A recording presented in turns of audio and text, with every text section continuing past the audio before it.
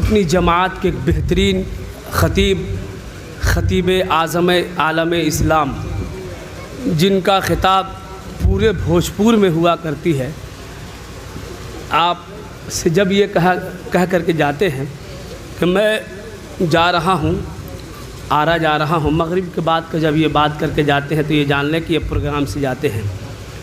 اور الحمدللہ شہر آرا میں اچھے خطیب ہیں، اچھے علماء ہیں، اور یہ جان لیں کہ ان کے بیچ میں ان کی خطابت ہوتی ہے، اس سے سمجھ میں آتا ہے کہ یہ بھی کتنے اچھے ہیں، ہے نا؟ بڑے لوگوں کے بیچ میں تو یہ بھی تو کوئی چھوٹے نہیں تھے، چھوٹے لوگ اگر ہوتے تو ان کو نہیں بلایا جاتا، بڑے ہیں تب تو بڑے کے بیچ میں بیٹھنے کی جگہ ملتی ہے جو بڑا ہوتا ہے نا؟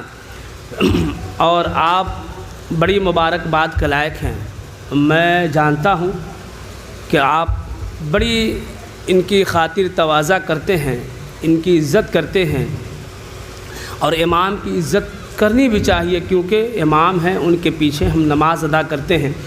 امام اگر ناراض ہو جائے گا تو آپ لاکھ سجدہ پہ سجدہ کر لیں، قابل قبول نہیں ہوگا آپ کا سجدہ۔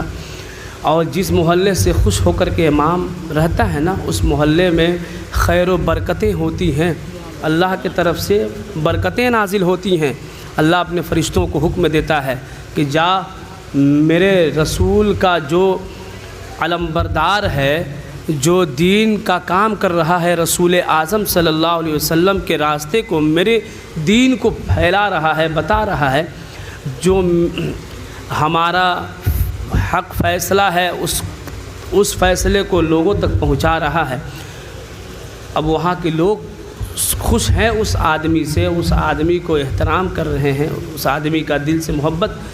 جتا رہے ہیں، تو جاؤ اس بستی میں دعائیں ہے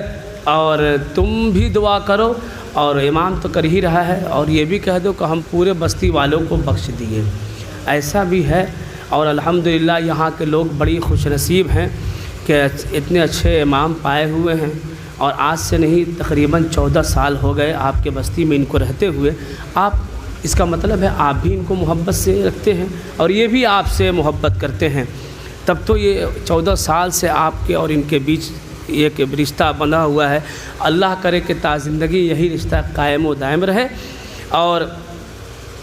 میں اب ان سے گزارش کر رہا ہوں کہ آپ کرسی خطابت کے لیے تشریف لائیں اور اپنی نورانی، حقانی، عرفانی، قرآنی بیانات سے ہم سامعین کے قلوب کو منور و مجلہ فرمائیں۔ ذرا کہہ دے سبحان اللہ، نعرہ تکبیر، نعرہ رسالت، نعرہ رسالت،